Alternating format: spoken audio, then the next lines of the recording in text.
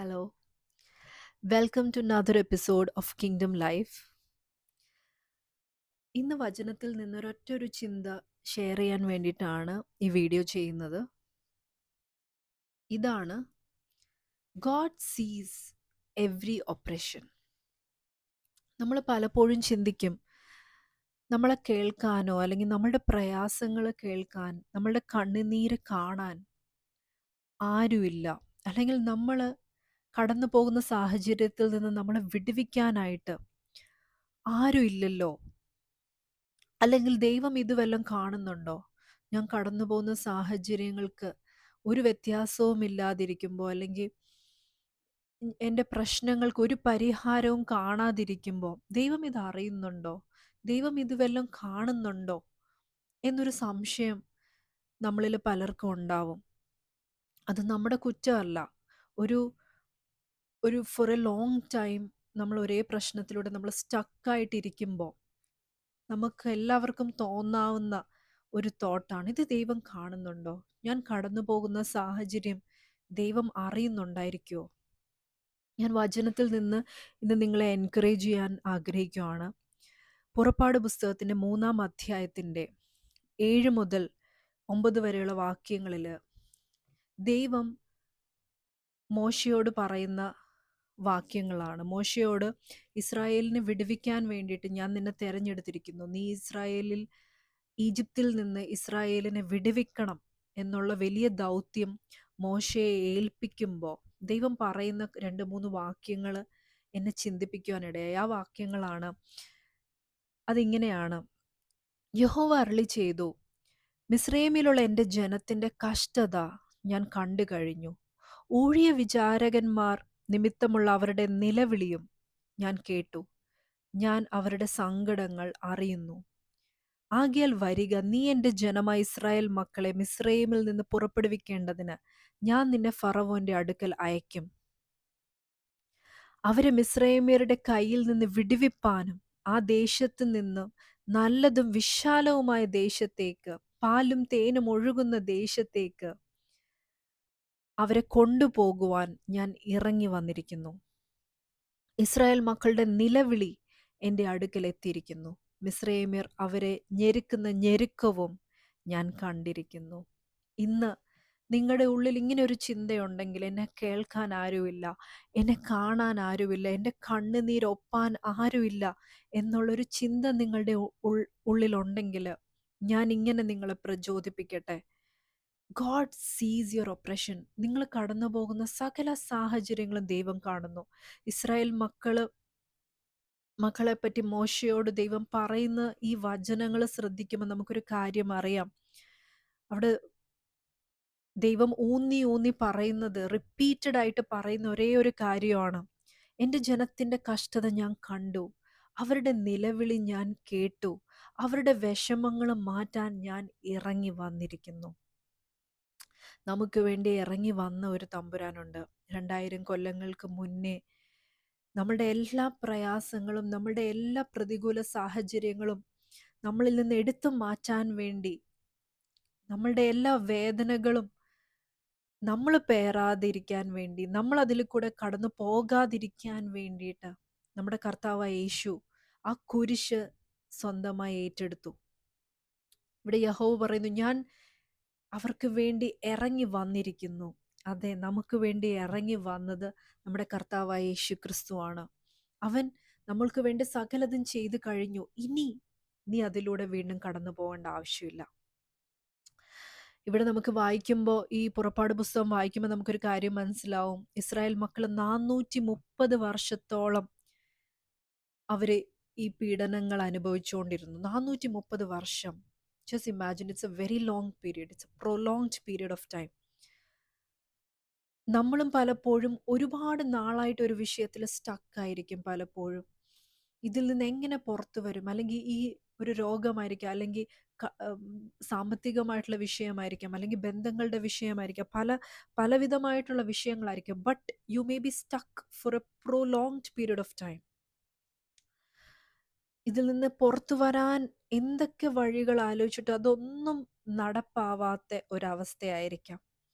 But let me tell you one thing, God is never late. He is never late. He comes on his perfect timing. ദൈവം ഒരു കാലത്തും വൈകിയല്ല വരുന്നത്. He comes on perfect time. അവൻ കൃത്യസമയത്ത്, കൃത്യ സെക്കൻഡിൽ, കൃത്യമായിട്ടുള്ള നാഴികയിൽ ഹി വിൽ ഷോ അപ്പ്. അവൻ കൃത്യമായിട്ട് ഇടപെടും, കൃത്യസമയത്ത് ഇടപെടും, കൃത്യസമയത്ത് വിടുവിക്കും. He is never late.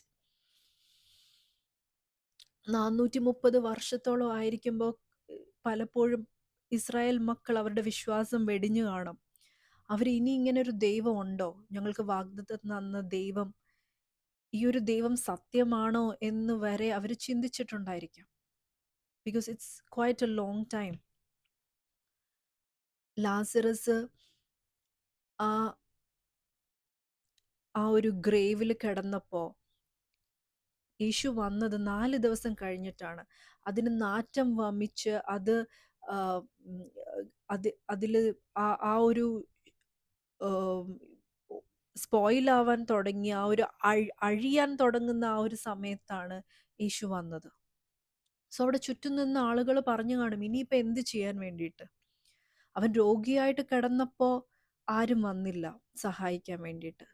അവൻ രോഗിയായിട്ട് കിടന്നപ്പോഴത്തേക്കും കുറച്ചും കൂടി ഈസി ആയിരിക്കാം രോഗത്തിൽ നിന്ന് ഡെലിവർ ചെയ്യാൻ, അല്ലെങ്കിൽ ആ രോഗത്തെ സൗഖ്യമാക്കാൻ. But now he's dead. Now ഇപ്പോൾ ലാസറസ് മരിച്ചു കഴിഞ്ഞിരിക്കുന്നു. ഇനി എന്ത് ചെയ്യാൻ വേണ്ടി? What is a point? ഇനിയിപ്പോൾ കർത്താവ് വന്നിട്ട്, യേശു വന്നിട്ട് അവിടെ എന്ത് ചെയ്യാൻ വേണ്ടിയിട്ട് എന്ന് ചുറ്റും നിൽക്കുന്നവർ പറഞ്ഞു കാണും.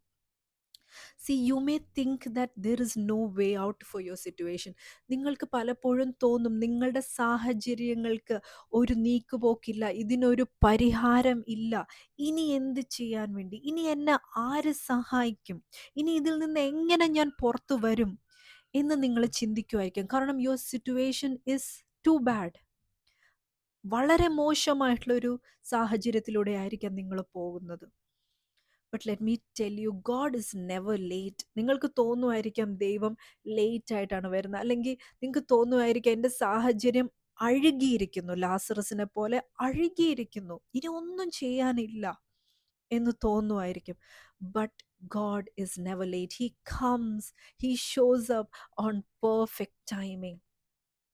കൃത്യമായ സാഹചര്യം, കൃത്യമായ സമയത്ത്, കൃത്യമായ നിമിഷത്തിൽ he will come and your breakthrough is near. Hallelujah, hallelujah. സാറയുടെയും അബ്രഹാമിൻ്റെയും കൂടാരത്തിൽ യഹോവയും യഹോവയുടെ ദൂതന്മാരും ഇറങ്ങി വന്ന ഒരു സമയമുണ്ട്. അവർ വേദനിച്ച് വർഷങ്ങളായിട്ട് കാത്തിരിക്കുന്ന അവരുടെ ഒരു ആഗ്രഹമാണ് ഒരു കുഞ്ഞിനെ വേണം എന്നുള്ളത്.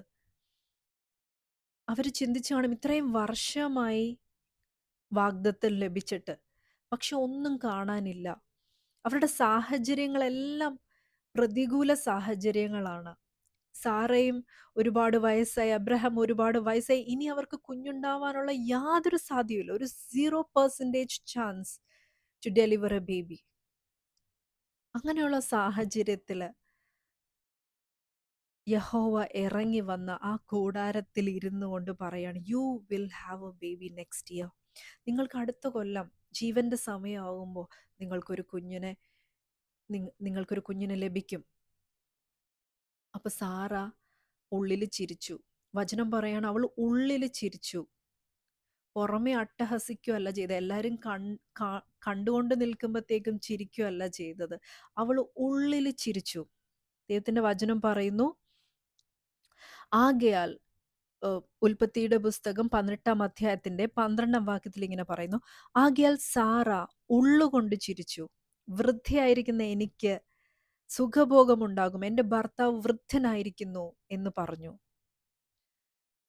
യഹോവ അബ്രഹാമിനോട്, വൃദ്ധയായ ഞാൻ പ്രസവിക്കുന്നത് വാസ്തവമോ എന്ന് പറഞ്ഞ് സാറ ചിരിച്ചത് എന്ത്? യഹോവയാൽ കഴിയാത്ത കാര്യമുണ്ടോ?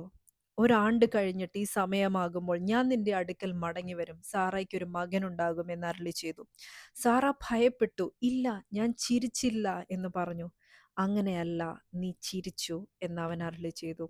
ഇവിടെ വചനം പറയുന്നു, വചനം വ്യക്തമായിട്ട് പറയുകയാണ്, Sarah she laughed within her, അവളുടെ ഉള്ളുകൊണ്ട് അവൾ ചിരിച്ചു എന്ന്. But God even so that laughter of hers.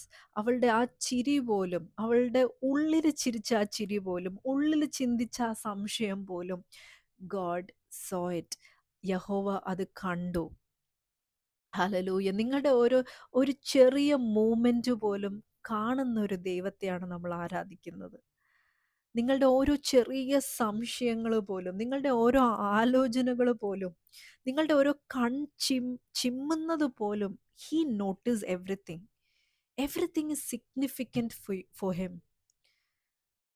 ഒന്നും അൺനോട്ടീസ്ഡ് ആയിട്ട്, ഇഗ്നോർഡ് ആയിട്ട് ഒന്നും ദൈവം കണക്കാക്കുന്നില്ല. Everything about you is important for him. നിങ്ങളെക്കുറിച്ചുള്ള സകലതും ദൈവത്തിന് വളരെയേറെ പ്രാധാന്യമുള്ളതാണ്, പ്രധാനപ്പെട്ടതാണ്. നിങ്ങളുടെ ചുറ്റുമുള്ളവർക്ക് നിങ്ങളൊരു പ്രധാനപ്പെട്ട വ്യക്തി അല്ലായിരിക്കാം. നമ്മുടെ പ്രിയപ്പെട്ടവർക്ക് പോലും നമ്മളെ പലപ്പോഴും അവർ ഇഗ്നോർ ചെയ്യുമായിരിക്കാം. നമ്മൾ വേദനിക്കുന്നത് അവർ കണ്ടില്ലെന്ന് വെക്കുമായിരിക്കാം. പലപ്പോഴും നമ്മൾ കടന്നു പോകുന്ന ഒരു വിഷയമാണ്. നമ്മുടെ പ്രിയപ്പെട്ടവർ പോലും നമ്മളെ ഇഗ്നോർ ചെയ്യും. നമ്മുടെ വേദനകൾ കണ്ടില്ലെന്ന് വെക്കും. നമ്മുടെ കടന്നു പോകുന്ന നമ്മുടെ പ്രയാസങ്ങൾ അവർ കണ്ടില്ലെന്ന് വെക്കും. പക്ഷെ God is not a God like that. He is not a person like that. For him everything about you is significant. നിങ്ങളെക്കുറിച്ചുള്ള സകലതും അവന് ഇമ്പോർട്ടൻ്റ് ആണ്, അവന് പ്രാധാന്യമുള്ളതാണ്. And he said, Lord said to Sarah, you laughed. നീ ചിരിച്ചത് ഞാൻ കണ്ടു. യഹോവയ്ക്ക് അസാധ്യമായിട്ട് എന്തെങ്കിലും ഉണ്ടോ? ഞാൻ ഇന്നൊരു കാര്യം പറയട്ടെ, നിങ്ങൾ കടന്നു പോകുന്ന എന്ത് സാഹചര്യമായിക്കോട്ടെ, അസാധ്യമെന്ന് തോന്നുന്ന സാഹചര്യം ആയിക്കോട്ടെ, നിങ്ങളുടെ രോഗമായിരിക്കാം, നിങ്ങളുടെ സാമ്പത്തികമായിട്ടുള്ള കടഭാരമായിരിക്കാം, നിങ്ങളുടെ ബന്ധങ്ങളുടെ വിഷയമായിരിക്കാം, നിങ്ങളുടെ തലമുറകളുടെ വിഷയമായിരിക്കാം, എന്ത് വിഷയമായിക്കോട്ടെ, there is nothing that is impossible for God. യഹോവയ്ക്ക് അസാധ്യമായിട്ട് യാതൊന്നുമില്ല. എത്ര ലേറ്റ് ആണെങ്കിലും, എത്ര താമസിച്ചിട്ടാണെങ്കിലും, എത്ര അഴുകിയ വിഷയങ്ങളാണെങ്കിലും, ലാസറസിനെ പോലെ ഹി കംസ് ഓൺ ടൈം. ദൈവം, യഹോവയായ ദൈവം, നമ്മുടെ കർത്താവായ യേശു ക്രിസ്തു, അവൻ കൃത്യസമയത്ത് വരും. കൃത്യസമയത്ത് നിങ്ങളെ വിടുവിക്കും. കൃത്യസമയത്ത് നിങ്ങളെ ആ പ്രശ്നത്തിൽ നിന്ന് പുറത്തു കൊണ്ടുവരും. ഈ ഒരു വചനത്താൽ ദൈവം നിങ്ങളെ അനുഗ്രഹിക്കട്ടെ.